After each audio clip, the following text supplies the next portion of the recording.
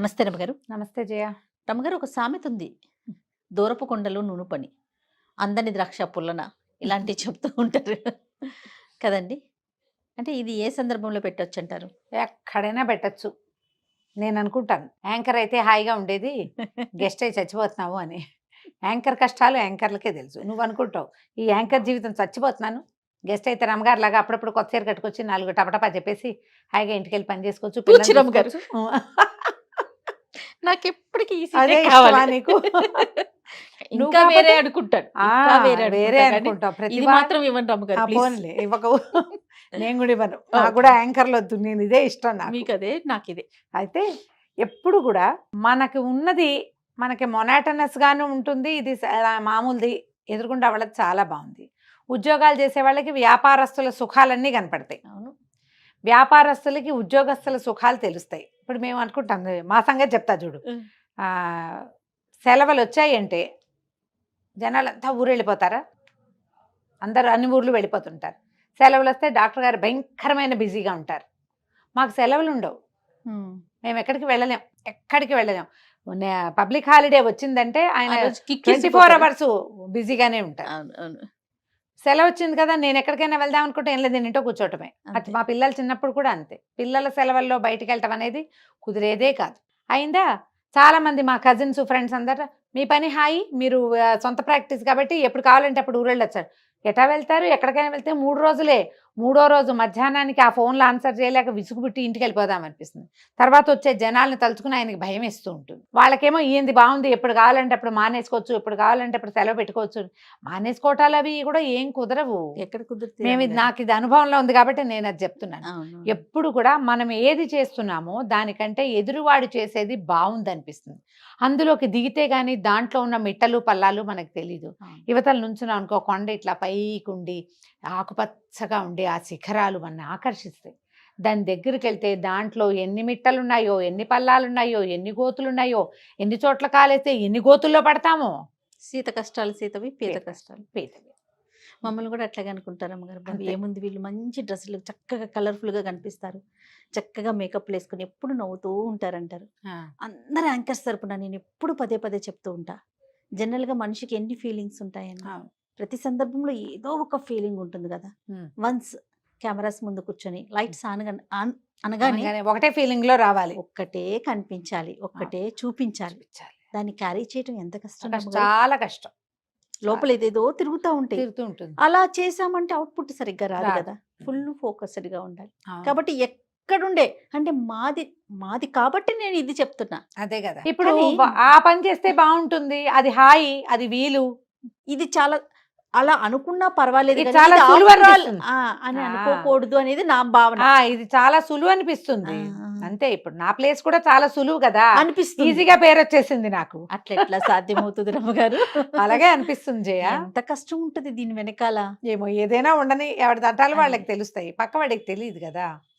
ఇప్పుడు చూడు, మొత్తం ప్రపంచం అంతా దీని మీదే నడుస్తుంది జయ.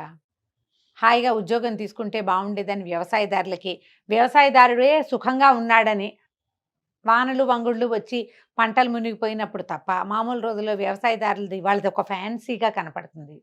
ఎంత కష్టము, ఎంత నిష్ఠూరము జయాది, ఎంత బాధ, ఎంత బరువు, ఎంత బాధ్యత, ఎంతో ప్యాషనో, ఎంతో అలవాటో, నెసెసిటీ ఉంటేనే కానీ ఆ పనులు చెయ్యలేరు కదా. ఇలాగే అనిపిస్తుంది. చిన్న కథ చెప్తా చూడు దీనికి. ఓకే. మాచిరాజు కామేశ్వరరావు గారిని, వీరు చేయి తిరిగిన చందమామ రచయిత. చందమామ కథలు ఎక్సలెంట్గా ఉంటాయి వీరివి. కామేశ్వరరావు గారి కథలు చాలా బాగుంటాయి. ఈ కథ నాకు ఎప్పుడు ఇష్టం. నేను ఈ దూరపు కొండలు నునుపో అని ఎక్కడైనా సందర్భం వచ్చినప్పుడు ఈ కథ గుర్తు చేసుకుంటాను. ఒకప్పుడు ఒక ఊర్లోనట భూపతి గారిని ఒక ఆయన బాగా సంపన్న గృహస్తున్నాడు. ఆయనకి బోల్డు పొలం, బ్రహ్మాండమైన ఇల్లు ఉన్నాయి. ఆయనకు ఒకడే కొడుకు గజపతి. ఒకనాడు వాళ్ళ పల్లెటూరు నుంచి పక్కన ఉన్న పట్టణంలో ఏదో ఒక పట్టణానికి వెళ్ళారు. అక్కడ ఏదో తీర్థయాత్రకో దేనికో వెళ్ళారు. ఒక దారిన పోయే ఒక రోడ్డు మీద నడుస్తుంటే బ్రహ్మాండమైన బిల్డింగ్ ఒకటి కనపడింది, పెద్ద భవంతి. ఎంత బాగుందో ఇల్లు, ఎంత బాగుంది నాన్న, ఎవరిదో ఈ ఇల్లు అని అక్కడ ఉన్న వాళ్ళని ఎవరినో, ఈ ఇల్లు ఎవరిదండి అని అడిగారు. మాణిక్యవర్మ గారిదండి ఈ ఇల్లు అని చెప్పారు. ఎవరైనా మాణిక్యవర్మ అనగానే ఆయన ఏదో వ్యాపారస్తుడు, వ్యాపారం అయింది, చాలా గొప్ప వ్యాపారి. తెలుసుకున్నారు సమాచారం. ఓహో అనుకున్నారు. ఈయనకి భూపతి గారు గుర్తొచ్చింది. మాణిక్యవర్మ అంటే నాతో బంగారం పంచుకున్న మాణిక్యవర్మ కాదు కదా అన్నాడు. అనంగానే కుర్రాడు కొడుకు ఆ గజపతి, ఎవరు నాన్న బంగారం పంచుకోవటం ఏమిటి నాన్న, నీకు మాణిక్యవర్మ అని ఆయన తెలుసా నాన్న అని 4-5 మాటలు అడిగాడు. అడిగితే ఈయన ఏం చెప్పాడంటే, ఒక మాణిక్యవర్మ నాకు తెలుసురా, నా స్నేహితుడు.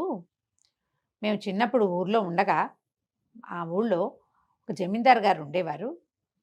అయితే ఒక పెద్ద ప్రమాదంలో జమీందారు గారి కుటుంబం అంతా పోయింది, భవంతి పాడుపడిపోయింది. జమీందారు గారి తండ్రి ఆ ప్రమాదం నుంచి తప్పించుకున్నాడు.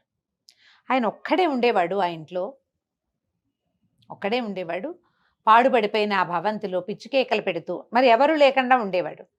ఊళ్ళో పిల్లలు ఎవరైనా కనపడితే బంగారం కావాలరా మీకు అని కేకలు పెట్టేవాడు. కుర్రాళ్ళు ఆయన చూసి పారిపోయేవాళ్ళు. నేను మాణిక్యవర్మ అప్పటికి యంగ్స్టర్స్ వాళ్ళు, మేము మాత్రం ఆయన దగ్గర కాసేపు కూర్చునేవాళ్ళం. ఆయనకి ఏమైనా తినడానికి పట్టుకెళ్ళేవాళ్ళం, ఆయనతో మాట్లాడుతూ ఉండేవాళ్ళం. ఒకనాడు ఆయనకి అవసాన కాలం సమీపించినప్పుడు ఆయన ప్రాణం కోసం కొట్టుకుంటుంటే మేమే మంచినీళ్ళు అవి పోసాం. ఆయన ఒక చోట బంగారం దాచిపెట్టామని అది తీసుకోమని చెప్పాడు మాకు. తీసుకోమంటే ఆయన శవదహనాలన్నీ అయిపోయాక ఊళ్ళో వాళ్ళంతా కలిసి ఆయన మట్టి చేసేశారు. ఆయన చెప్పిన ప్రకారం మేము అక్కడ తవ్వి బంగారం దొరికింది మాకు. నేను మాణిక్యవర్మ చెరిసగం పంచుకున్నాం. మాణిక్యవర్మ వ్యాపారం పెట్టుకుంటానని చెప్పాడు. నేను మన ఊళ్ళో పెద్ద ఇల్లు కట్టుకుని పొలాలు అవి కొనుక్కుని మన ఊళ్ళోనే స్థిరపడ్డాను. అనగానే పిల్లాడు అన్నాడు, నువ్వు కూడా వ్యాపారం చేసుంటే నా జీవితం ఎంత బాగుండేది, పల్లెటూరు గబ్బిలా ఇలాగా ఊళ్ళల్లో పడి ఏడుస్తున్నాం మనం ఇల్లు పొలం అనుకుంటూ, నువ్వెందుకు నా వ్యాపారం చేయలేదు అన్నాడు. అనేసరికి అది కాదురా అని కొడుకు ఏదో చెప్పబోయాడు, కానీ పిల్లాడు కొడుకు విసుక్కున్నాడు. ఓ 25 ఏళ్ళు ఉన్నాయి వాడికి, రుసరుసలాడిపోయాడు. నువ్వు సరైన నిర్ణయం తీసుకోకపోబట్టే కదా నేను ఇప్పుడు ఆ పల్లెటూరులో ఉన్నాను, నా జీవితం ఎంత బాగుండేది నువ్వు కూడా వ్యాపారం చేస్తే.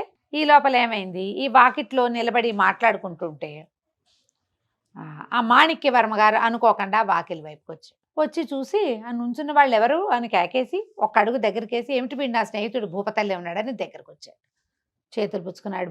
భూపతి బాగున్నావా, ఎన్నేళ్ళయిందిరా చూసి, రా లోపలికి రాని వాళ్ళు ఎవరినో పని వాళ్ళని కేకేసి కాళ్ళకి నీళ్లు తీసుకురండి, వీడు మా స్నేహితుడని లోపలికి తీసుకుపోయాడు. తీసుకెళ్లేసరికల్లా కుర్రాడు లోపలికి, తండ్రి కొడుకు ఇద్దరు ఇంటి లోపలికి వెళ్ళారు. వెళ్తే పెద్ద భవంతి, అది ఎంత బాగుందో, ఎన్ని సౌకర్యాలు ఉన్నాయో, అడుగడుగునా సౌకర్యమే. కుర్రాడికి తమ ఊళ్ళో ఉన్న పెద్ద పాతకాలపు మండువా లోగిలి, మన ఇల్లు ఏం బాగుంది, వీళ్ళిల్లు చూడు, ఫ్లోరింగ్ ఎంత బాగుంది, గోడలు ఎంత బాగున్నాయి, అసలు అద్దాలు ఏమిటి, ఆ అల్మార్లు ఏమిటి, ఆ దీపాల గుత్తులు ఏమిటి అన్నీ కనిపిస్తున్నాయి. అబ్బా ఎంత విరక్తి పుట్టిపోయిందంటే వాడికి, ఇచ్చి నా జీవితం, మా నాన్న నన్ను ఇలా చేశాడు అలా అనిపించేసింది. సరే కాళ్ళు కడుక్కున్నారు, ఏదో తినడానికి పెట్టారు. ఇద్దరు పిచ్చాపాటి మాట్లాడుకుంటుంటే కుర్రాడు నేను బయటకు వెళ్తున్నా అని చెప్పేసి లేచి వెళ్ళిపోయాడు. కొంతసేపు గడిచింది. ఈ లోపల భోజనాలు ఏర్పడటానికి కేకేశారు. అదేమిటో మీ వాడు ఎక్కడికో వెళ్ళాడు, భోజనం వేళకి రాడా అని అడుగుతున్నాడు ఆ మాణిక్యవర్మ గారు. అడుగుతుంటే నవ్వాడు భూపతి గారు. వాడే వస్తాడులే, కాసేపు ఆగి కోపం తగ్గాక. నేను వ్యాపారం చేయలేదని బాధగా ఉంది వాడికి, మీ ఇల్లు వాకిలి చూసేసరికల్లా మా పొలాలు తోటలు దొడ్లు ఇల్లు, మా మండువా ఇల్లు, మా పల్లెటూరు వాడికి విరక్తిగా ఉంది, ఇలా చేయలేకపోయామని ఎంతో దిగులు పడుతున్నాడు. వస్తాడులే, కాస్త కోపం తగ్గితే నా మీద వాడికి కోపం వచ్చిందన్నాడు. సరే మాణిక్యవర్మ గారు ఈ భూపతి గారిని భోజనానికి తీసుకుపోయాడు. ఇద్దరు కలిసి భోజనం చేశారు. ఆ కబుర్లు ఈ కబుర్లు చెప్పుకున్నారు. వీళ్ళ భోజనాలు అయ్యేసరికల్లా ఎర్రబడిన మొహము, కళ్ళు, రేగిపోయిన జుట్టుతోటి గజపతి లోపలికి వచ్చాడు. మరి భోజనం వేళకి రావాలిగా. ఆ కాలం ఏంటి, భోజనాన్ని అలక్ష్యం చేసే కాలం కాదు, ఎక్కడో చోట తినేసేది కాదు, పిలిచిన వాళ్ళ ఇంటికి వెళ్ళాలి, మర్యాద కూడా కదా. సరే లోపలికి వస్తే, రానైనా కాళ్ళు కడుక్కో, భోజనం వడ్డిస్తానని. భూపతి నువ్వు పడుకోబోయి పిల్లవాడికి భోజనం వడ్డిపించి కాసేపు కబుర్లు ఆడుకుంటాం మేము అని చెప్పి భూపతి గారికి ఒక మంచము పక్కా చూపించి ఆయన పడుకోమన్నాడు. భోజనం చేశాక 50 ఏళ్ళు వస్తే పెద్దవాళ్ళు కాసేపు నడుము వాలుస్తారు. పల్లెటూరు పద్ధతులు కూడా అవే, మధ్యాహ్నం ఒక అరగంట నడుము వాలుస్తారు. ఆయన్ని తీసుకెళ్ళి ఆ గదిలో వదిలిపెట్టారు. ఆయన కాళ్ళు తప్పుకుని పడుకున్నాడు మంచం మీద. ఈ గజపతికి భోజనం వడ్డిచ్చారు. ఈ మన మాణిక్యవర్మ గారు పక్కన కూర్చున్నాడు. ఏమిటో మా ఇల్లు అది నచ్చిందా నీకు అంటే, నచ్చిందండి, నచ్చకేమిటి, ఇంత బాగుంటే ఎందుకు నచ్చదు, మా నాన్న తెలివి తక్కువగా ఊళ్ళో ఉన్నాడు, కానీ మేము వ్యాపారం చేస్తే మాకు కూడా ఉండేది ఇల్లు అన్నాడు. అనగానే ఈయన అన్నాడు, వ్యాపారం అంటే సులువు అనుకున్నావా నాయన, అంత సులువు కాదు. మీ నాన్న ఇల్లు వాకిలి చక్కగా ఏర్పరచుకుని 100 ఎకరాల పొలం కొనుక్కుని 100ని 200 చేసి 2 గొడ్లని 100 గొడ్లు చేసి బోల్డ్ సంపద అందించాడు. నా పాలికి వచ్చిన బంగారం నేను ఇంటికి వచ్చాను. నాకు ఒక అన్నయ్య ఉన్నాడు. మా అన్నయ్య నేను వ్యాపారం చేస్తానంటే కొంత బంగారం ఇచ్చాను. ఆయన పడవేసుకుని వ్యాపారం చేయటానికి పోయాడు. ఏదో అక్కడ కుదిరిందనుకో వ్యాపారం అంతా కుదిరిన తర్వాత ఇంటికి వచ్చేటప్పటికి పడవ కాస్త మునిగిపోయింది. మొత్తం బంగారం అంతా సున్నం చేశాడు. మళ్ళీ వచ్చాడు, మళ్ళీ చేస్తానన్నాడు వ్యాపారం. సరే మరి అన్నదమ్ముడు మన దగ్గర ఇంత బంగారం ఉంది, రాజాగారి భవంతి నుంచి చాలా బంగారం వచ్చిందిగా, అందుకని మళ్ళీ ఇంకో కొంత బంగారం ఇచ్చాను. ఈసారేమో ఊళ్ళోనే వ్యాపారం మొదలుపెట్టాడు. ఊళ్ళో వ్యాపారం కూడా కలిసి రాలేదు, బంగారం అంతా పోగొట్టుకున్నాడు. నాకు వచ్చిన దాంట్లో సగం బంగారం వ్యర్థమైపోయింది వ్యాపారంతో. నేను పెద్ద వ్యాపారాల జోలికి పోకుండా ఏదో చిన్నగా అట్లా చేసుకుంటూ వచ్చి నిదానంగా ఎక్కిచ్చాను. మా అన్నయ్య మాత్రం బంగారం అంతా పాడు చేసుకున్నాడు. ఇప్పుడు నా దగ్గరే పనిచేస్తున్నాడు. ఆయనకి ఇచ్చింది చేశాను, కానీ ఇదంతా దైవాధీనం వ్యాపారము. నాకు ఎందుకు కలిసి వచ్చిందంటే నేను అవాళ్ళు ఏదో పుణ్యం చేశా.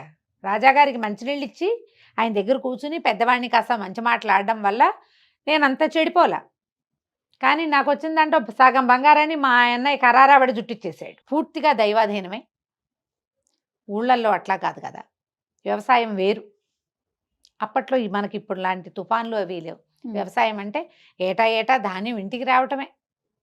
సగం పోయినా సగం ఇంటికి వస్తుంది. వ్యాపారంలో పోతే మొత్తం పోతుంది. వ్యాపారాలు అప్పుడంతా పడవల మీద వ్యాపారాలే కదా. పడవ మునిగిందంటే గోవింద. మీ నాన్న చేసిన పనే మంచిది, మేమేమో అలా చేయలేకపోయాము, ఈ వ్యాపారాన్ని నమ్ముకున్నాం, ఇది ఒక పులి మీద స్వారీ, ఎప్పుడు డబ్బులు పెట్టుకుంటూ ఉండాలి, వచ్చేదేమో దైవాధీనం. భోజనం చేసినప్పుడు దుమదుమలాడుతూ కూర్చున్న గజపతి స్లోగా అయ్యి చక్కగా అన్నీ రుచి చూసి, మీ ఊళ్ళో మంచి వస్తువులు దొరుకుతాయండి, ఈ కూరలు ఇలాంటి పదార్థాలు దొరకవు, వెళ్ళేటప్పుడు బండిలో ఇవి కూడా వేయించుకెళ్తా ఉంటే నేను ఇప్పిస్తాను నీకు అన్నాడు. ఈయన అన్నందిని వెళ్ళి నాన్న పక్కన పడుకున్నాడు. సాయంకాలం భూపతి గారిని నిద్రలేసరికి కొడుకు మామూలుగా ఉన్నాడు. ఇంకో 2 రోజులు ఇక్కడే గడిపారు వెళ్ళింటోనే. పట్టణంలో ఉన్న విశేషాలన్నీ చూశారు. కొత్త సామాన్లు కూడా కొనుక్కుని ఇంటి దారి పట్టారు. ఈ ఇంటికి వెళ్ళేటప్పుడు మాణిక్యవర్మని కావలించుకున్నాడు భూపతి. ఇంతకాలం తర్వాత మళ్ళీ కలవగలిగాము, కాకపోతే మా వాడికి ఏం మంత్రం వేసావో అప్పటి నుంచి నువ్వు ఇలా చేయలేదని నన్ను అండం మానేశాడంటే, ఏముంది మా అన్నయ్య సంగతి చెప్పాను. మా అన్నయ్య ఎట్లా చేశాడు, ఏం చేశాడు, బంగారం అంతా ఎట్టపాడు చేసుకున్నాడు, వ్యాపారంలో ఎట్లా నష్టపోయాడో అర్థమయ్యేలా చెప్పానులే అనగానే భూపతి అన్నాడు, నీకన్నయ్య ఎక్కడో, నీకు ఇద్దరు తమ్ముళ్ళేగా, నువ్వేగా మీ ఇంట్లో పెద్దవాడివి అన్నాడు. అనేసరికి ఏముందిలే, వీడికో మంచి మాట చెప్పడానికి ఓ అన్నయ్యని సృష్టించాను అంతే, ఏం పర్వాలేదు, ఏదో ఒకటి వీడి దారి మళ్ళించడానికి. ఇంటికి వెళ్ళిపోయారు. తర్వాత హాయిగా ఉన్నాడు తన ఊళ్ళో గజపతి. ఇంకా పొలాలు కొన్నాడు, ఇంకా ఇల్లు కట్టాడు, చక్కగా పెళ్లి చేసుకుని పిల్లల్ని కన్నాడు. కానీ ఊరు మాత్రం వదిలిపెట్టల. ఆలోచనలో మార్పు రావాలి.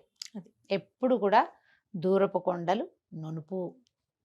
వెళ్తే నిదానంగా అడుగులు వేసుకుంటూ వెళ్తే ఆ కొండని మనం ఎక్కగలుగుతాం, కానీ ఇక్కడి నుంచి అక్కడికి ఎప్పుడూ దూకలేం. ఏదైనా ఒక స్థానాన్ని చేరిన వాళ్ళు ఇక్కడి నుంచి ఒక్క ఎగురులో ఆంజనేయ స్వామి లంకా నగరాన్ని చేరినట్టు చేరలా. పాక్కుంటూ పీతలాగా వెళ్తేనే ఎక్కడైనా ఒక చోట కపదాట్లు కొంచెం ముందుకెయ్యచ్చు. అవును, కానీ నిదానంగా చేస్తేనే ఏదైనా సక్సెస్ అవుతుంది. ఇతరులను చూసి వాళ్ళలాగా మనము చేద్దామని అనుకోకూడదు. వాళ్ళ సక్సెస్ని కాదు, వాళ్ళ ప్రయాణాన్ని గమనించాలి. అవును రమ్మగారు కదా, ప్రయాణాన్ని అనుకరిస్తే అందులో ఉన్న లోతుపాట్లన్నీ మనకు అర్థమవుతాయి. ఆ నున్నటి దాన్ని చూసి ఎగరకూడదు. రైట్. కథ కంచికి మనం ఇంటికి. నమస్తే అండి. నమస్తే జయ. రమ్మగారు రకరకాల కథలు చెప్తూ ఉంటారు. తెలివైన వారు, తెలివి తక్కువ వారు, దెయ్యాలు, ముక్తలు. తెలివైన ఆడవాళ్ళ గురించి, తెలివి తక్కువ ఆడవాళ్ళ గురించి, తెలివి తక్కువ ఆడవాళ్ళ గురించి అన్న స్టోరీలు ఉన్నాయా? కానీ నాకు అడగటం నీకు ఇష్టం లేదు. నాకు ఇష్టం లేదు రమ్మగారు. ఆడవాళ్ళు అడుగుపోని ఆడవాళ్ళు తెలివి తక్కువ ఏంటి అసలు? ఆడవాళ్ళకి తెలివి ఎక్కువ. అదే కదా. అమాయకపు ఆడవాళ్ళ గురించి ఏదైనా స్టోరీ ఉంటే చెప్పండి అండి. ఏదైనా కాపీ చేయటం, జనరల్ గా నేను ఎలా చేస్తున్నానో అలా చూసి నేర్చుకో అని చెప్తామా? అలా చూడటం అంటే ఇప్పుడు నువ్వు నన్ను చూసి నేర్చుకో జయ అని నేను ఏదో కూర చేస్తున్నాను అనుకో, నేను మధ్యలో ఫోన్ చూసుకున్నది తలగొక్కున్నది కాపీ చేస్తావా నువ్వు? వాళ్ళు పరమానంద శిష్యులు అవుతారు. అంటే పరమానంద శిష్యులు ఏం చేస్తారు? నుంచున్నది, ముక్కు కోక్కున్నది, తల కోక్కున్నది, చీర కొంగు అటు ఇటు సవరించుకున్నది, చీర సవరించుకున్నది, అవన్నీ కూడా కాపేచేస్తారు. భలే సిరీస్ కదా రమ్మగారు. పరమానంద శిష్యులు సూపర్. అయితే అంత తెలివైన ఒక అమ్మాయి గురించి చెప్తా. ఓ సూపర్. ఓ పల్లెటూరులోనట ఏదో బ్రాహ్మణ సమాజమే ఒక ఒక పల్లెటూరు ఇల్లు వరుసగా ఇళ్ళు ఉన్నాయి. ఆ ఇంట్లో ఒక ఆయన భర్త గారికి గారెలు తినాలనిపించింది. ఆ పిల్లకు ఒక 24 22 ఏళ్ళలో ఉండుంటాయి. అంతకుముందు అంతా అత్తగారు ఉండేవారు, అత్తగారింట్లో ఉండేవారు. అత్తగారు లేరు ఇప్పుడు. ఆయన ఆవిడ ఇద్దరే ఉన్నారు. ఏమే గారెలు తినాలనుంది, సామాన్లు పట్టుకొస్తాను, గారెలు చేయవే అన్నాడు. అనేసరికి భార్య సరేనన్నది. ఆయనేమో మినపప్పు అవి పట్టుకొచ్చి పడేశాడు ఇంట్లో. ఈ పూట చేసేయి అన్నాడు, పొద్దున్నే చెప్పాడు. ఏం చెయ్యాలి, మనకు రాదు. అత్తగారికి తెలుసు, అత్తగారు లేదు. గారెలు ఏనాడు అమ్మాయి ఆ మడి కట్టుకుని అక్కడ ఏంటంటే వాళ్ళ ఈ ఇళ్లలో పనులు రాపోవడానికి మడిలో చెయ్యాలనుకో, మడిలో యువతలు పై పనులు సవరిస్తారు ఈ పిల్లలు కోడళ్ళు. అత్తగారే మడిలో పప్పు నానబోసుకుని పప్పు రుబ్బేసి గారెలు వేసేసి పళ్ళెల్లో పెడుతుంది. ఓహో, దేవుడికి నివేదన చేశాక బయటకు వస్తాయి. ఈ మడిలో చేసే వ్యవహారం మడి లేని వాళ్ళకి తెలియదు, చేయలేకపోతారు. వాళ్ళకి తెలియదుగా, ఈ పిల్లకి తెలియదు. ఈనాళ్ళు అత్తగారు యాక్టివ్గా పనిచేసేది. ఈ పిల్లకి పై సర్దటం, సాయంకాలపు వంట వల్ల కూర నార పచ్చడి నూరటం వల్ల అవి వచ్చు. ఈ గారెలు పాయసము లాంటి పెద్ద పెద్ద వ్యవహారాలు అత్తగారే హ్యాండిల్ చేసి అదేమిటో ఈ అమ్మాయికి తెలియదు. అత్తగారు తూర్పు తెల్లవారుగానే మడిగట్టుకునేది, ఆవిడ పొద్దునే మినపప్పు నానబోసుకునేది, 11 గంటలకు రుబ్బేది చేసేది. మనకేమొచ్చు, ఏమీ రాదు. ఈ పిల్ల ఏం చేసింది, పక్కన ఒక మామగారు ఉన్నారు. ఆ మామగారు భర్త లేరు, ఆవిడకి తల కూడా లేదు, ఆ కాలం అన్నమాట. జుట్టు లేదు, జుట్టు లేదు. ఆవిడని మామగారు గారెలకి ఏం చేయాలండి? ఏముందే, ఓ సేరుం బాతికో ఎంతో ఉద్దిపప్పు నానబోయి అంది. పోసి అని ఆవిడ అనే లోపల సరే అని పెళ్ళి వెళ్ళిపోయింది. ఏం చేసింది, ఆయన భర్త తెచ్చాడు కదా సేరుం బావు ఎంతో ఉంది, అది అంత డబ్బాడు నీళ్ళల్లో పోసేసింది. ఏవో పనులు చేసుకుంది. గారెలు అవ్వవే, ఉట్టిపప్పుకే. మళ్ళీ వెళ్ళింది. మామగారు గారెలు ఎలా చేయాలంటే ఏదో చెప్పారు పొద్దున. పప్పు నానబోసి పప్పును వడబోసేయాలి, వడేసి అంది ఆవిడ. వడేసేయాలి అంతే, ఎస్. పరిగెత్తుకుంటూ వెళ్ళిపోయింది. అప్పుడు వెళ్ళిపోయి ఏం చేసింది, పొద్దున నానబోసిన పప్పుని వడబోసి ఒక బుట్టలో పెట్టింది. మధ్యాహ్నం అవుతుంది, భర్త వచ్చేస్తాడు. చూస్తే వడబోసిన అట్లాగే ఉన్నాయి, గారెలు అవ్వట్లేదు. ఓహో, మళ్ళీ వెళ్ళింది మామగారి దగ్గరికి. మామగారు గారెలు అన్నారు, వడపోసానండి, గారెలు అవ్వలేదని. దీంతో పదేగా దాన్ని అని ఈవిడ చెప్పే లోపల అది వింటల్లా. ఆవిడకి ఒళ్ళు మండిపోయింది. పిల్ల నేను పొద్దున పూట బోడు పనిలో ఉంటా, మడి కట్టుకుంటా, దేవుడి పని ఏదో ఉంటుంది నాకు, ఇంట్లో పని చేసుకోవాలా, మా ఇంట్లో ఎవరు లేరా, నేనే వాకిలు ఊడ్చుకోవాలి, నేనే వాకిలు కసు ఊడ్చుకోవాలి, ఆవుకు పాలు తీయాలి, ఇన్ని పనులు నేనే చేసుకోవాలి. ఇది 3 సార్లు పిలుస్తుంది, అది పిలిచిందని నేను గోడ దగ్గరికి వెళ్తాను, చెప్పే మాటేమో విందు, దీనికి ఇంత కావరమా అనుకుని రోగం కుదర్చాలని ఏముంది, పప్పు ఎంత పోసావో అంతకు 2 ఇంతలు నీళ్లు పోసి పొయ్యి మీద పెట్టు, వస్తాయి గారెలు అని వెళ్ళిపోయింది. ఆవిడ ఇదంతా ఆలోచించి ఏం చేసింది, అలాగే అన్నము కూర వండేసింది, పక్క పెట్టింది. ఇంకా గారెలే కదా, మినపప్పు ఎంత పోసాం, సేరుం బాతిగా 2 సేరుం బాతికలు నీళ్ళు పోసి గిన్నెత్తి పొయ్యి మీద పెట్టింది. పొయ్యి ఆరేదాకా ఉంది, గారెలు అయిపోతాయి అనుకుంటుంది. మూత పెట్టేసింది. మనకి ఇప్పుడు గ్యాస్ స్టవ్ అనుకో, కళపెళ్ళలాడి కొంతసేపటికి పళ్ళెని తోసేసి నురుగొచ్చేస్తుంది. అవును, పూర్వకాలపు పొయ్యిలు ఏముంది, మనం ఎగసం దొరికిపోతే మంట నిదానంగా చల్లారిపోతుంది. అవి ఉన్న వేడే, కొత్త వేడి రాదు ఇంక అందులో. మధ్యాహ్నం అయిపోయింది, భర్త వచ్చేసాడు. ఏమే అయినాయి గారెలు అంటే, అయ్యే ఉంటాయి అంది. సరే ఏమిటో అంటోందిలే అని పెట్టేయి అన్నాడు. ఈవిడ ఏం చేసింది, ముందు కంచం పెట్టింది, పప్పు కూర వేసింది. ఆయన అన్నం తిన్నాక ఈవిడ ఒక బౌల్ పట్టుకొచ్చింది, చేతిలో పెట్టింది. పట్టుకోండి బౌల్లో గారెలు తెచ్చిపోస్తానంది. తెచ్చిపోసటం ఏమిటో ఈయనకి అర్థం కాల. ఆ అమ్మాయి ఏం చేసింది, పొయ్యి మీద నుంచి గిన్నె దించి గరిటె పెట్టి కలిపి ఇదిగోండి అని పోసింది, పిండి పోసింది. తెల్లపోయి ఇవేమిటే ఇదే పనే అన్నాడు. ఏమోనండి, మామగారిని అడిగాను, ఇదేట గారెలు పొయ్యి మీద పెట్టమన్నారు, పెట్టాను అనగానే, ఏమిటి మినపప్పు ఉడకబెట్టావేమిటే, నీ గుర్తు లేదా, మా అమ్మ గారెలు చేసేదే, పెట్టా ఉంటేవే విరిస్తే విరగాలి, కరకరలాడాలి, బంగారపు రంగు రావాలి, ముదురు బంగారపు రంగు, ముదురు బెల్ల 3-4 రంగులు వర్ణించాడు ఈయన. నాకు తెలీదు, మా అమ్మగారిని అడిగా, పప్పు పోయి అన్నారు, వాడే అన్నారు, పొయ్యి మీద పెట్టు అన్నారు. అనగానే నీళ్ళలో పొయ్యి మీద పెట్టమంటే నీళ్ళు పోసి పొయ్యి మీద పెట్టు. నేను అన్నాడు అట్ట కాదు, మొదటి నుంచి చెప్పన్నాడు. పప్పు వాడేయమని నానబోయమన్నప్పుడు వచ్చేసా, వాడేయమన్నప్పుడు వచ్చేసా, మూడో పని చేశా. అనగానే ఉన్నాడు, చిచ్చి అట్లా కాదు, పిచ్చి పని చేస్తావు, పప్పు అంతా పాడు చేస్తావు, నీ మొహమండ అని తిట్టిపోసాడు. ఒళ్ళు దగ్గర పెట్టుకుని సరిగ్గా కనుక్కుంచి అని కేకలేసాడు. నూనె తెచ్చా కదా, నూనె పొయ్యి మీద పెట్టి వెయ్యాలి అనేసరికల్లా సరే అయ్యింది. సరేనండి. ఆ పూట అంతా తిట్లు తింది, కాసేపు ఏడ్చింది. ఇట్టా పెంచారు, నేను నా నెత్తి మీద పడేశారు అన్నాడు మొగుడు. శాపనార్థాలు పెడతారు, మీ అమ్మ ఇట్టా పెంచింది, మా అమ్మ ఎట్టా చేసిందని. ఆ పూట గడిచిపోయింది. మర్నాడు పొద్దున్నే మామగారి దగ్గరికి వెళ్ళి, మామగారు దయచేసి సరిగ్గా ఎలా చేయాలో చెప్పరా, మా ఆయన తెగ తిట్టాడండి, చేసుకోలేదు సరే అంతే అన్నది. మామగారు అంది, సరే లేవే నేను చేస్తాను, నేను ఎట్టా చేస్తున్నానో అట్టా చేసుకో అనగానే సరే. ఆవిడ మినప్పప్పు పోసింది, పిల్ల కూడా మినప్పప్పు పోసింది. ఇంతలో ఏమైంది, ఆవిడ మినపప్పు పోసి ఆ పని ఏ పని చేసుకున్నాక మంగళతను వచ్చాడు. పిల్లక్క మా అమ్మగారి వైపే చూస్తుంది. మంగళతను వస్తే ఆవిడ ప్రతి 2 నెలలకు ఒకసారి తల నున్నగా చేయించుకుంటారు పాపం, పాతకాలం కదా. వాడొచ్చి మంగళరత్నం వచ్చాక తల నున్నగా చేయించుకుని ఆవిడ బావి దగ్గర నీళ్ళు పోసుకుని నెత్తిమీద ముసుకేసుకుని కూర్చుని పప్పు రుబ్బారు. తర్వాత అది చూస్తూనే ఉంది. పప్పు రుబ్బిన తర్వాత పొయ్యి మీద నూనె పెట్టి గారెలేసారు. సేమ్ డిట్టో మామగారు లాగానే చేయాలి. ఈ అమ్మాయి ఇంట్లోకి వెళ్ళింది, పప్పు గడిగి అక్కడ పెట్టుకుంది. తర్వాత ఒక కుర్రాడు వాకిట్లో వెళ్తుంటే, ఒరే మంగళబాయిని కేకేసుకురారా అంది. వాడెవడో వచ్చాడు. వచ్చాక మామగారు ఏం చేశారు, పెరట్లో కూర్చుని పెరట్లోకి రారా. వాడికి అర్థం కాలే, ఏం చేస్తున్నామో తెలియటల్లా. కానీ ఆవిడ తల తీసేయరా అంది. అయ్యింది. అక్కడి నుంచి స్నానం చేసింది బావి దగ్గర. మామగారు బావి దగ్గర స్నానం చేశారు. ఈవిడ కూడా అక్కడి నుంచి ఒక తెల్లటి చీర అత్తగారిది ఉంది లోపల,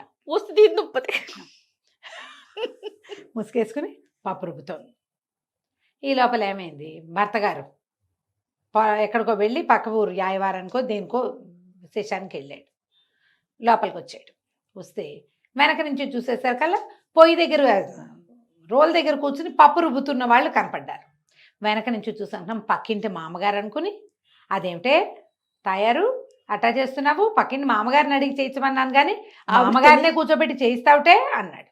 అనేసరికల్లా ఈవిడమ్మ ఏం చేసి వెనక్కి తిరిగి, మా అమ్మగారితో ఎందుకు చేయిస్తానండి, ఆవిడ చెప్పినట్టే చేస్తున్నాను, నేనే చేస్తున్నా కాదు అంది. నిర్కాంతపోయాడు. ఏమిటా ఈ తెల్లచీర ఏమిటా నువ్వు అన్నాడు. తీరా చూస్తే జుట్టేది, జుట్టు లేదు, బొట్టు లేదు, కూర్చునుంది. బొట్టు మామగారు పెట్టుకోలేదు. ఆవిడ ఏం చేస్తే అది చెయ్యాలి కదా. అదే కదా. నిర్కాంతపడి పోసి, నీ కడు పొడక ఇట్లా తయారయ్యామేమిటి, పునిస్త్రీ దానివి, ఇదేమిటే అన్నాడు. మీరు మామగారు చెప్పినట్టు చేయమన్నారా, పొద్దు నుంచి కూర్చుని చూసా, మామగారు ఏం చేశారో అదే చేస్తారు, ఇగో పప్పు రుబ్బుతున్నా గారెలేస్తా అనగానే మొగుడు అమ్మ నా బూతులు తిట్టి అద్దం తీసుకొచ్చి అద్దం చూసుకో ఎట్టా ఉన్నావు, మామగారు ఏం చేశారు, నువ్వేం చేస్తున్నావే, ఎటా వెళ్తావే ఈ అవతారంతో అంటే. ఏం చేస్తుంది, నేను చచ్చిపోయానని ఇప్పుడు నేనే గారెలు వేసుకు తినాలని తెగ తిట్టాడు భర్త. సరే అక్కడి నుంచి గారెలు వేసుకుని తిన్నారు. జుట్టు వచ్చేదాకా మా ఇంటికి రావద్దు అని వాళ్ళ అమ్మ కబురు చేసి పుట్టింటికి పంపించాడు. తలకాయ నెత్తి మీద జుట్టు వచ్చేదాకా ఎవరికి కనపడడానికి వీల్లేదు, మనిషి అన్నవాడి కంటపడితే మర్యాదగా ఉండదని పంపించారు ఊరికి. కథ కంచికి మనం ఇంటికి. చాలా బాగుంది రమ్మగారు. మనం కాపీ చేస్తాం జయ. అవును, ఇది సరదాగా నవ్వటానికి వింతగా ఉంది, కానీ ఇప్పటికీ కూడా కాపీ క్యాట్స్ ఉన్నాయి. ఎలాంటివంటే ఇవి భర్తలతో పోట్లాడడానికి, అత్తగారితో పోట్లాడడానికి, ఆఫీసుల్లో యుద్ధాలకి, పక్కింటి వాళ్ళ పీచమణచడానికి ఇలాగే కాపీ క్యాట్స్గా బిహేవ్ చేస్తారు. అవతల వాళ్ళు ఏం చేస్తున్నారో చూడరు. ఇప్పుడు అత్తగారు గయ్యాళిదనుకో, అత్తగారు గట్టిది, తెలివైంది, ఏ ఆట ఆడినా తన వైపు తిప్పుకుంటుంది. ఆవిడతోటి పోట్లాడాలో గొడవ చేసి నీ హక్కు నువ్వు లాక్కోను. అత్తగారు నాబోటిది అన్నీ ఇచ్చేస్తానంటుంది, నాతో కూడా పోట్లాడితే ఎట్లాగైతుంది. అత్తగారితో పోట్లాడాలి అనే ఒక్క కామన్ రూల్ తీసుకుని బిహేవ్ చేస్తారు ఆడపిల్లలు. అన్ని అత్తగారు ఏం మాట్లాడినా తప్పులు చేస్తారు. అత్తగారి దగ్గర ఏ తప్పు ఉండదు, ఆవిడ మామూలుగానే ఉంటుంది. వీళ్ళకి ఏంటంటే వాళ్ళ అమ్మనో అక్కయ్యనో చూసి, అమ్మ అక్కయ్య వాళ్ళ అనుభవం వేరు, మన అనుభవం వేరు. ముందున్న దాన్ని చూసి పెట్టు కదా, చూసి మనం ప్రవర్తించాలి. ఈ సరదా కథని జ్ఞాపకం పెట్టుకోండమ్మా. మీ అత్తగారులతోటో, మీ ఆఫీస్లో వాళ్ళతోటో, మీ పక్కింటి వాళ్ళతోటో ఎవరో చేసినట్టు చెయ్యొద్దు. దానిని బట్టి మనం ప్రవర్తించాలని తెలుసుకోండి. సందర్భాన్ని బట్టి కదా, అంతే. అవతల ఆలోచించండి. వ్యక్తులను బట్టి కూడా, వ్యక్తుల్ని, సందర్భాన్ని బట్టి మనం ప్రవర్తించాలి అంతే రమ్మగారు కదా. ఏదేమైనా కథ మాత్రం భలే ఉంది రమ్మగారు. రైట్ అండి. నమస్తే. నమస్తే జయ. నమస్తే రమ్మగారు. నమస్తే జయ. రమ్మగారు, చందమామ కథ ఏదైనా చెప్పుకుందామా? పూర్వం ఒక పల్లెటూళ్ళలో ఓ వీరయ్య అని ఒక ఆయన ఉండేవాడు. ఈయన అవడానికి కామందే, ఏవో ఆస్తి స్వాస్తి ఉన్న ఇల్లు వాకిలి ఉన్నాయి. కానీ లోభి, పిసినారు వాడు. ఫ్రీగా వస్తే ఏదైనా తీసేసుకోవాలనే ధోరణి. అయితే ఈయనకి వివాహం అయ్యాక భార్య తరఫు నుంచి కొంత ఆస్తి వచ్చింది. ఈయనకు ఉన్నది కాకుండా ఆస్తి అంతా తీసుకున్నాడు. పొలాలు గిలాలు స్వాధీనపడ్డాయి. కాలక్రమాన 4 పిల్లలు పుట్టారు. 2 ఆడపిల్లలు, 2 మగపిల్లలు. అయితే ఈ పిసినారితనం, ఈ లోభి ఎవరికి పెట్టడు, అన్నీ నాకే కావాలి, ఖర్చు పెట్టడు. బ్రహ్మాండమైన ఇల్లు, పెద్ద ఇల్లు, తాతల నాటిది ఇల్లు, గట్టిది, చక్కగా ఎత్తుగా అరుగులతో బాగుంటుంది బొమ్మరిల్లల్లి. కానీ ఏనాడు రంగే ఇచ్చేవాడు కాదు, చుట్టుపక్కల బాగు చేయించేవాడు కాదు. చుట్టూతో అంతా తుప్పలాగా పెరిగిపోయి ఉంటుంది. అవన్నీ క్లీన్ చేయించాలంటే మనిషి కావద్దు, మరి ఖర్చు, అది ఇష్టం ఉండదు. భార్యకో మంచి చీర నగ కొనేరగడు, ఎప్పుడు దిష్టి బొమ్మలాగానే ఉంచేవాడు. పిల్లలు 4 పిల్లలు. ఈ 4 పిల్లలకి ఓ చదువు చెప్పించడం లేదు, ఏదో ఎటాగొటా చదువుకున్నారు అంతే. వాళ్ళకి ఏదైనా చక్కగా వైనంగా ఏర్పరచడం లేదా అంటే ఉంది. మనం ఇట్లాంటి వాళ్ళని మన చుట్టుపక్కల కూడా చూస్తాం. పెద్ద చక్కటి ఇండిపెండెంట్ ఇళ్ళు అవి ఉంటాయి. ఎందుకో దిష్టి పిడతల్లాగా ఉంటారు ఇంట్లో వాళ్ళు. ఏమీ వాళ్ళు శుభ్రంగా ఉండరు. అందరితో పాటు ఇప్పుడు ఒక కాలనీలోనో ఒక ఏరియాలోనో అందరితో పాటు ఇల్లు లభించడానికి ఎక్కడో ఉద్యోగం చేస్తారు. మరి ఆడవాళ్ళ లోపమో అది మగవాళ్ళ తాలూకు దౌష్ట్యమో మనకు తెలియదు. కానీ చుట్టుపక్కల వాళ్ళంతా చక్కగా వైభవంగా ఉన్నట్టు ఉంటారు. వీళ్ళొక్కళ్ళు మాత్రం దెబ్బ మొహాలు వేసుకుని ఉంటారు. ఎందుకో తెలియదు, ఏమిటో బాధ వాళ్ళకి. చక్కగా కళకళలాడుతూ ఉండరు, ఖర్చు పెట్టరు. దేనికోసం ఇదంతా దాచాలో వాళ్ళకి తెలియదు పాపం, దాచుకుంటూ ఉంటారు. వీళ్ళు కూడా అట్లాంటి వాడే అనమాట. 4 పిల్లలన్నా కదా. పెద్ద పిల్ల సీత, రెండో పిల్ల పేరు రోహిణో రమణి. అక్కడి నుంచి 2 మగ పిల్లలు, పెద్దవాడు చంద్రము, రెండో పిల్లాడు గోపి. ఆ చంద్రం అన్నవాడు 10th క్లాస్ ఏదో స్కూల్ ఫైనల్ అయిన తర్వాత వాడికి డాక్టరేట్ చదవాలని కోరిక. ఈయన చచ్చిన వైద్యం చదువు ఖర్చు అదంతా వైద్యుడు అవ్వాలని కోరికని ఆదిలోనే తుంచేశాడు. ఆ పిల్లాడు అసహ్యం వేసి నేను నీ దగ్గర ఉండను అని చెప్పేసి బస్తీలో వీళ్ళ పక్కన ఉన్న బస్తీ పోయి ఏదో ఒక గుమాస్తా పని చేసుకుంటూ వాడి దారిన వాడు ఉన్నాడు. ఆ చిన్నపిల్ల రోహిణి రమణ అనే పిల్ల ఎంత చక్కగానో పాడుతుంది. సంగీతం నేర్చుకుంటా నాన్న, సంగీతం నేర్చుకుంటా. సంగీతం అంటే ఖర్చు ఏమీ లేదు. ఇంట్లో కూర్చోబెట్టారు. ఏదో బడిలోకి వెళ్ళొస్తుంటుంది. చిన్నపిల్లాడు ఇంకా బడికి వెళ్తున్నాడు. ఆ పెద్ద పిల్ల సీతకు 18 ఏళ్ళు 17 ఏళ్ళు ఉంటాయి. పిల్లకి పెళ్ళిడు వచ్చేసింది. పెళ్లి సంబంధం అంటే పెళ్ళంటే ఖర్చు కదా. ఏదైనా నగా నాణ్యం చేయించాలి, ఏమీ లేదు. ఆవిడ దొడ్లో ఏవో 4 గొడ్లు ఉంటే జాగ్రత్తగా ఆ గొడ్ల పాలు తీసి జాగ్రత్తగా పిడకలు అవి చేసి ఎట్లా గొట్లా పిల్లలకి ఏదో కాస్త గుడ్డ పాత ఏర్పాటు చేసుకునేది. ఈయన అంతసేపు సాడిపాయించడం. పక్క ఊళ్ళో వరదలు వస్తే ఈయన పోయి ఆ వరదలో కొట్టుకొచ్చిన కోళ్ళు మేకలు అన్నీ పుచ్చుకుని తెచ్చుకున్నాడు. అలాంటి వాడు అనమాట. లోభత్వం, వదలలేని తనం అన్నమాట. తను చేసే పనులన్నిటికీ సహాయంగా ఉండటం కోసం రాముడని ఒక కుర్రాన్ని పెట్టుకున్నాడు. వాడు అనేవాడు, ఎందుకండి ఈ దొడ్డంతా ఇలా దరిద్రంగా ఉంది, శుభ్రంగా 2 మనుషులు కేకేసుకుని నీట్గా చేయించుకుంటే కూరగాయల మొక్కలు పెట్టుకున్న కూర ఖర్చు వెళ్ళిపోతుంది మనకి, అంతే. చుట్టుపక్కల కూడా అమ్మేసుకోవచ్చు శుభ్రంగా పాదులు అవి పెడితే. అంటే ఒరే, నువ్వు 10 రూపాయలు ఖర్చు పెట్టి 3 రూపాయలు లాభం చూపిస్తావురా నువ్వు, ఇదంతా తీయటానికి ఎంత పని, ఎంత ఖర్చు, రేపు వచ్చే రాబడి ఆయన కనపడదు, ఇప్పుడు ఖర్చు ఒకటే కనిపిస్తుంది. అలాంటి వాళ్ళు ఉంటారు కదా, ఏమీ చేయనివాడు. ఆ రాముడికి పిచ్చెత్తి లేచిపోదామని ఉండేది వాడికి, ఇక్కడ చెల్లిపోదామని. కానీ పాపం ఆ వీళ్ళని చూసి, ఇంట్లో వాళ్ళని చూసి ఆగిపోయేవాడు. ఆ సీతకి వీడంటే మనసు, ఈ రాముడు అంటే. పెళ్ళిడు వచ్చిన పిల్ల ఇంకా బయటికి పెళ్లి సంబంధాలు చూసే ఆస్కారం కూడా లేదు. ఆ పని కుర్రాడి మీదే అమ్మాయికి మనసుగా ఉండేది. కొన్ని రోజులు ఇట్లా గడుస్తూ ఉండగా ఏమైంది, ఒకరోజు ఒరే ఒక నిచ్చెనాను సంచి పట్టురారా, మనం దేవాలయానికి వెళ్దాం అన్నాడు. అక్కడికి ఎందుకండి నిచ్చెన అన్నాడు. అంటే దేవాలయం పక్కన పెద్ద తేనె పట్టు పట్టిందిరా, చేదా ఏమిటి, ఊరికే తేనె వస్తుంటేను ఇంట్లో మందుకో మాక్కో కావాలి, బయట తేనె కొంటే 50 రూపాయలు, మనం తీద్దామంటే అయ్యో అట్లా పనికిరాదండి, అది దేవాలయం సొత్తు, మనం తీసుకోకూడదు అంటే గడద గుడ్డు దేవుడు అందరివాడు, దేవుడు సొత్తు అందరిది అన్నాడు ఆయన. అంటే వీడు నేనైతే ఎక్కనండి అన్నాడు. ఎక్కనండి అంటే సరే నేను ఎక్కుతా, నువ్వు కింద పట్టుకో చాలు అని చెప్పేసి ఏం చేశాడు, నిచ్చెన వేసుకుని ధ్వజస్తంభానికి పక్కగా ఉన్న ఒక చిన్న మండపం లాంటిది ఏదో ఉంది, ఆ మండపం మీదకి పైకి ఎక్కాడు. ఎక్కేసరికల్లా తేనెటీగలు జుమ్మని మీదకి వచ్చేసరికల్లా కాలు పట్టు తప్పి దభేల్మని పడిపోయాడు. వాడు కుర్రాడు ఎక్కగలిగేవాడు, 4 బిడ్డల తండ్రి ఇదేమి ఎక్కుతాడు లేదా ఆశపోతానానికి పడేసరికల్లా తలకిందులు కాబట్టి తలకాయ పగిలినంత పని అయింది. పగిలింది. ఎట్టగొట్ట మోసుకొచ్చాడు ఇంటికి, రాముడే మోసుకొచ్చిన తర్వాత ఏముంది, మూలబడ్డాడు ఈయన. అయోమయంగా అయిపోయాడు, మాట పడిపోయింది, చచ్చిపోలా, అయోమయం అయిపోయాడు. చెప్పిన పని చేస్తాడు తప్పిస్తే ఆయనకి ఏమీ తట్టదు తెలియదు. వైద్యుడు వచ్చి కట్టుకట్టాడు, అదేదో చేశాడు. కొంచెం మతి రావటం కష్టం రా, సమయం పడుతుంది, అసలు వస్తుందో రాదో, ఈయన ఇట్టాగే సాక్కోవాలి మీరు అన్నాడు. ఇలా దిబోమన్నారు పిల్ల జల్ల. ఏం చేస్తారు? అక్కడి నుంచి వీడేం చేశాడు చూస్తే, ఇంట్లో ఎవరున్నారు, పెద్ద అబ్బాయి ఏమో ఎక్కడికో వెళ్ళిపోయాడు. ఇక మిగిలింది 2 ఆడపిల్లలు, ఒక చిన్న పిల్లాడు, పెద్ద ఆవిడనేమో దిష్టి పెడతలా ఉంచాడు. ఆవిడకి ఏ వ్యవహారమో తెలియదు. వీళ్ళకి బోళ్ళు పొలాలు ఉన్నాయి, ఏదైనా పని చేయటానికి ఈయనకి ఖర్చు పెట్టడం ఇష్టం ఉండదు. రాబడి వస్తుంది రేపు, కానీ ముందు ఖర్చు పెట్టడం ఇష్టం లేక కొన్ని పొలాలు బీడు కూడా పెట్టాడు. అయ్యో. అక్కడి నుంచి వీడేం చేశాడు, అమ్మగారు ఎనపెట్టి తెరవండి ఏమున్నాయో చూద్దామని ఎనపెట్టి తెరిస్తే కాస్త డబ్బు కనపడింది. సరే డబ్బులు తీసి బయట పెట్టండి, ఏర్పాటు చేసుకుందాం మనం, ఈయన ఇట్టా ఉన్నాడు, మన కథ ఎట్టా ఆయన ఎట్టగా నడుపుతున్నాడో మనకు తెలియదు. సరే అక్కడి నుంచి ఏం చేశాడు, కౌలుదారులను ఒక 2 కేకేసుకొచ్చి అమ్మగారు ఎదురుగుండానే మాట్లాడించి పొలం కౌలుకి ఇచ్చేశాడు మొదట. అక్కడి నుంచి దొడ్డి వాకిలి శుభ్రంగా బాగు చేయించాడు. అందరూ ఇంటిలి పాదిని పనిలో పెట్టాడు. అందరూ మొక్కలు కొట్టేద్దాం, ఈ దొడ్డంతా బాగు చేసుకుందాం, అయ్యగారు లేడు, మన దగ్గర 4 డబ్బులు ఉన్నాయి, రేపేం వస్తుందో తెలియదు, తినాలి మనం. ఆయన మెయింటెనెన్స్ చేసినట్టు కాదు, మన మెయింటెనెన్స్ వేరేగా ఉంటుందని మొత్తం దొడ్డి వాకిలి ఇల్లు శుభ్రంగా బాగు చేయించేశాడు. అక్కడి నుంచి పాదులు తవ్వి అందరితోటి విత్తనాలు కూరగాయలు పెట్టించాడు. 3 నెలలు తిరిగేసరికి వచ్చేస్తాయి కూరలు. ఎంతలోకి వస్తాయి? బీరపాదు పొట్లపాదు అవి అయితే అసలు 2వ నెలకే కాపు వచ్చేస్తుంది. చక్కగా కూరలతో కళకళ్ళాడేలాగా చేశాడు దొడ్డంతా. ఇంట్లో శుభ్రంగా కూరలు దొరుకుతున్నాయి. పిల్లలు అంతకుముందు ఏడుచు మొహాలు వేసుకుని ఒక్కిల్లాగా ఉండేవాళ్ళు. నుంచి కూరగాయలు అమ్మితే కూడా డబ్బులు వస్తున్నాయి.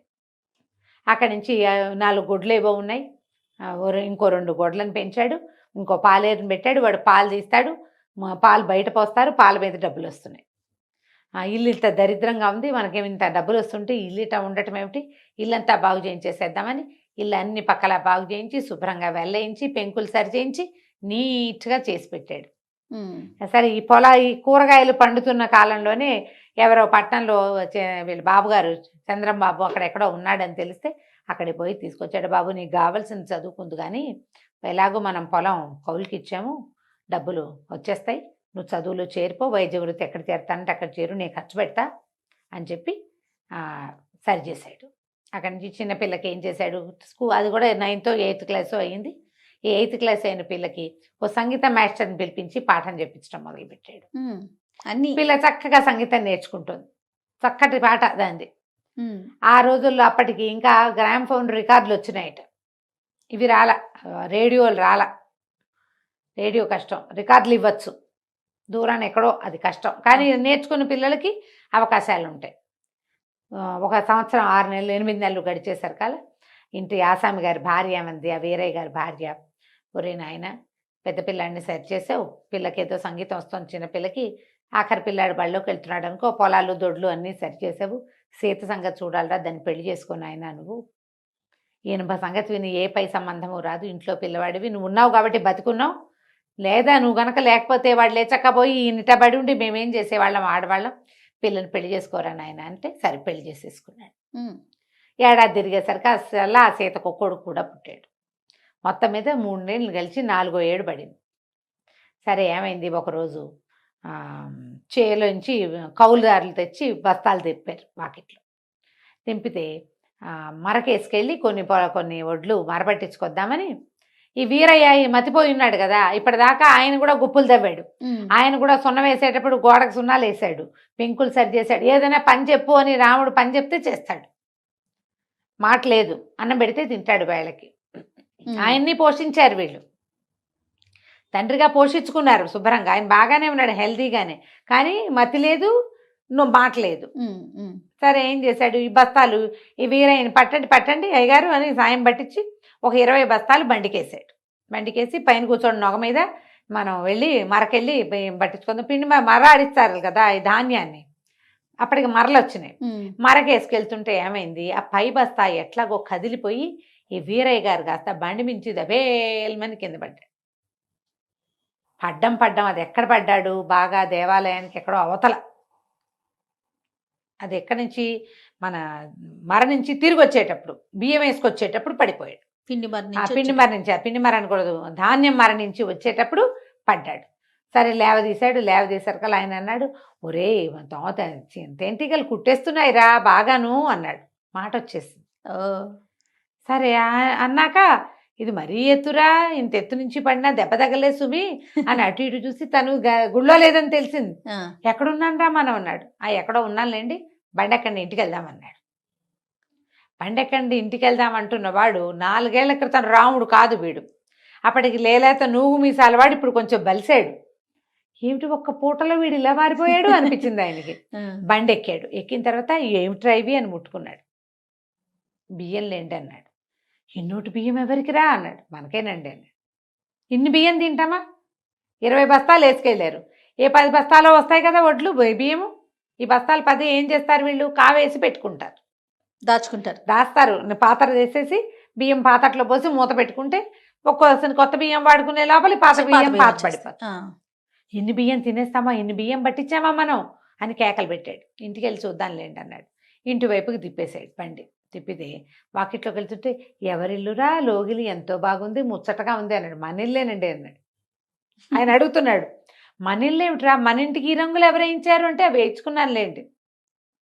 అక్కడి నుంచి వాకిట్లో ఆ సీత పిల్లాడిని ఎత్తుకుని అన్నం పెడుతుంది. ఎవరో అమ్మాయిలాగా ఉందిరా, ఎవరమ్మాయో, ఎవరో పెద్దింటి ఆడపడుచులాగా ఉంది, పిల్లాడు కూడా ఉన్నాడు, బాగున్నాడు రోయ్ అన్నాడు. మీ కూతురేనండి సీత అన్నట్టు. సీతకు పిల్లాడు ఏమిటిరా అంటే, 2 ఏళ్ళు అయిందిలేండి పుట్టన్నాడు. అక్కడి నుంచి గుమ్మల్లో దిగ్గానే లోపల నుంచి సంగీతం వినపడుతుంది. అయ్య బాబాయ్ ఎంత బాగా పాడుతుందిరా పిల్ల, ఎవరు అంటే, మీ పిల్లేనండి, చిన్న పిల్ల. బాగుంది. ఆయన నిర్ఘాంతపోయాడు. లోపలికి వచ్చి చూస్తే ఇంకేముంది, పెద్దగా విశాలంగా ఉన్నాయి. అంతకుముందు చీకటి కొట్టులాగా పాడుగట్లా ఆడుకుంటూ అంతే బికామాయిగా ఉండేది ఇల్లు.